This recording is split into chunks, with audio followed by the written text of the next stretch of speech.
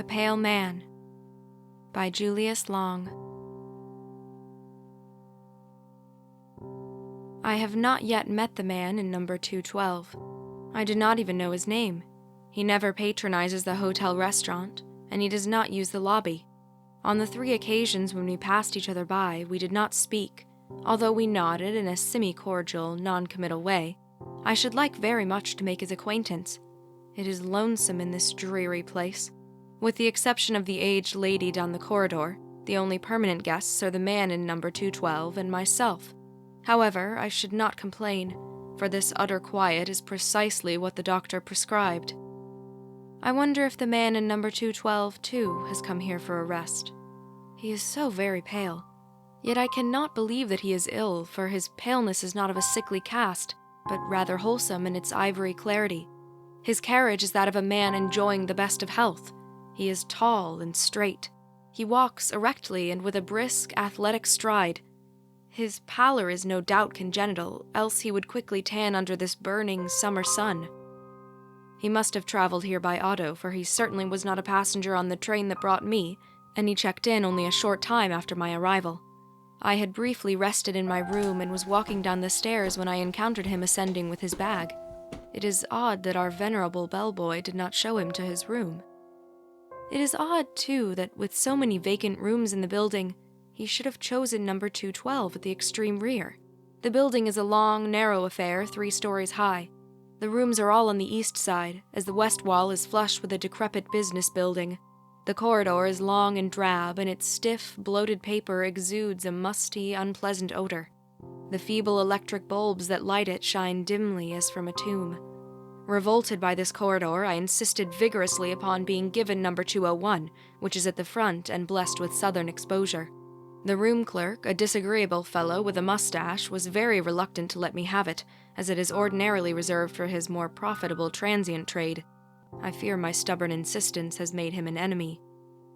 If only I had been as self-assertive 30 years ago. I should now be a full-fledged professor instead of a broken-down assistant. I still smart from the cavalier manner in which the president of the university summarily recommended my vacation. No doubt he acted for my best interests. The people who have dominated my poor life invariably have. Oh well, the summer's rest will probably do me considerable good. It is pleasant to be away from the university. There is something positively gratifying about the absence of the graduate student face. If only it were not so lonely. I must devise a way of meeting the pale man in number 212. Perhaps the room clerk can arrange matters.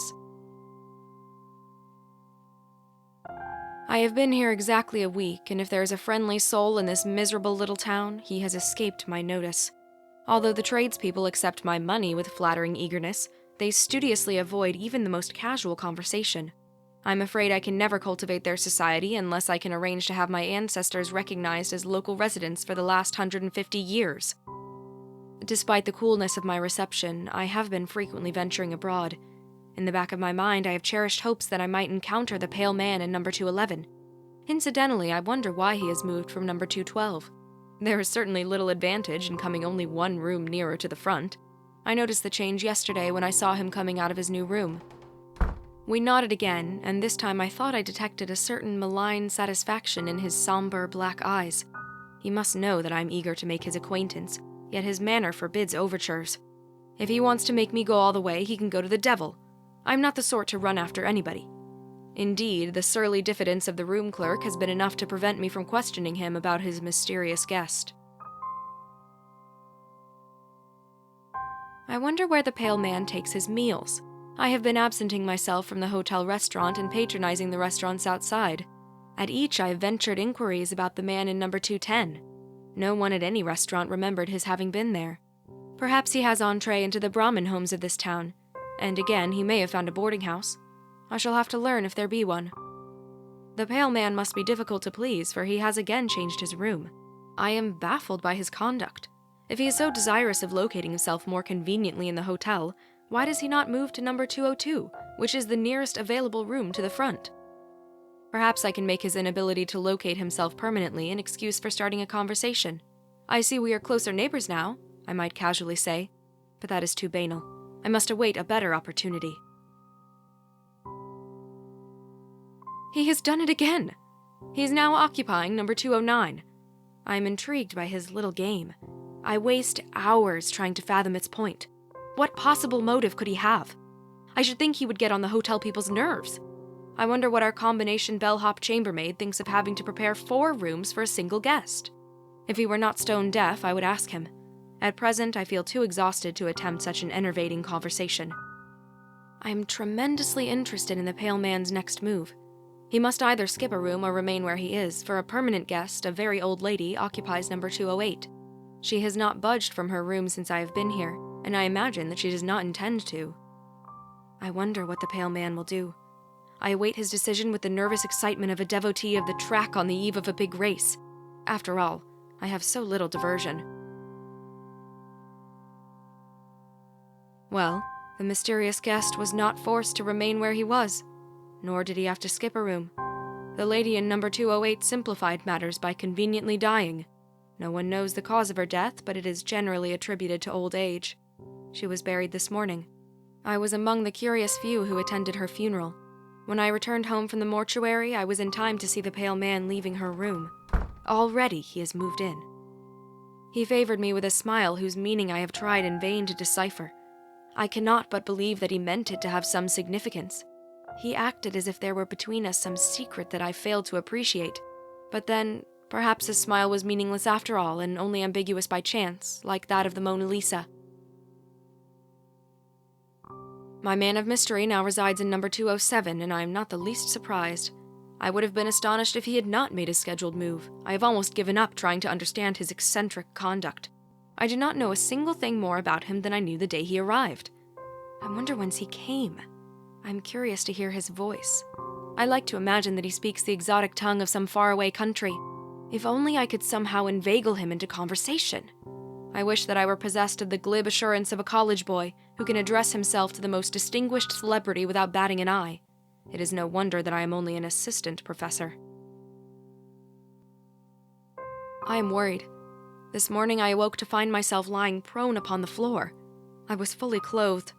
I must have fallen exhausted there after I returned to my room last night. I wonder if my condition is more serious than I had suspected. Until now, I have been inclined to discount the fears of those who have pulled a long face about me.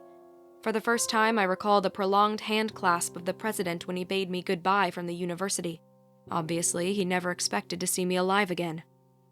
Of course, I'm not that unwell. Nevertheless, I must be more careful. Thank heaven I have no dependents to worry about. I have not even a wife, for I was never willing to exchange the loneliness of a bachelor for the loneliness of a husband. I can say in all sincerity that the prospect of death does not frighten me. Speculation about life beyond the grave has always bored me. Whatever it is or is not, I'll try to get along. I have been so preoccupied about the sudden turn of my own affairs that I have neglected to make note of a most extraordinary incident.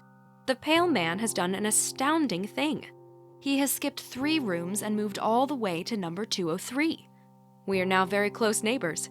We shall meet oftener, and my chances for making his acquaintance are now greater. I have confined myself to my bed during the last few days and have had my food brought to me. I even called a local doctor, whom I suspect to be a quack. He looked me over with professional indifference and told me not to leave my room. For some reason, he does not want me to climb stairs. For this bit of information, he received a $10 bill, which, as I directed him, he fished out of my coat pocket. A pickpocket could not have done it better. He had not been gone long when I was visited by the room clerk. That worthy suggested with a great show of kindly concern that I use the facilities of the local hospital. It was so modern and all that. With more firmness than I have been able to muster in a long time, I gave him to understand that I intended to remain where I am. Frowning sullenly, he stiffly retired. The doctor must have paused long enough downstairs to tell him a pretty story. It is obvious that he is afraid I shall die in his best room. The pale man is up to his old tricks. Last night, when I tottered down the hall, the door of number 202 was ajar. Without thinking, I looked inside. The pale man sat in a rocking chair, idly smoking a cigarette. He looked up into my eyes and smiled that peculiar, ambiguous smile that has so deeply puzzled me.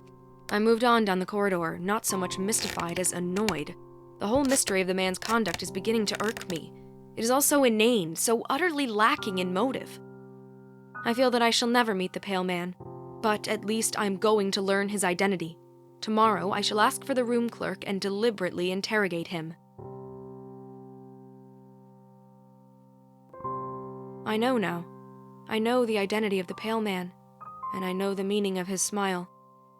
Early this afternoon, I summoned the room clerk to my bedside. "Please tell me," I asked abruptly, "who is the man in number 202?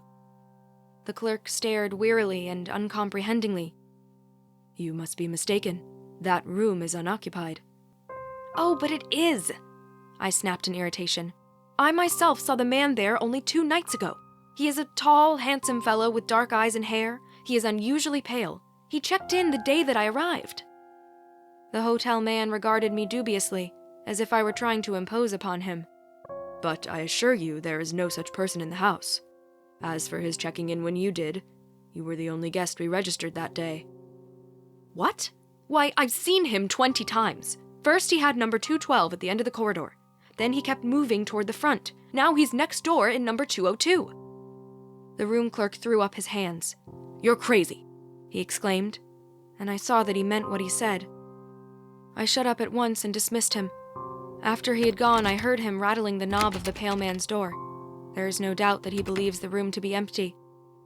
Thus it is that I can now understand the events of the past few weeks. I now comprehend the significance of the death in number 207. I even feel partly responsible for the old lady's passing. After all, I brought the pale man with me, but it was not I who fixed his path. Why he chose to approach me room after room through the length of this dreary hotel, why his path crossed the threshold of the woman in number 207, those mysteries I cannot explain. I suppose I should have guessed his identity when he skipped the 3 rooms the night I fell unconscious upon the floor.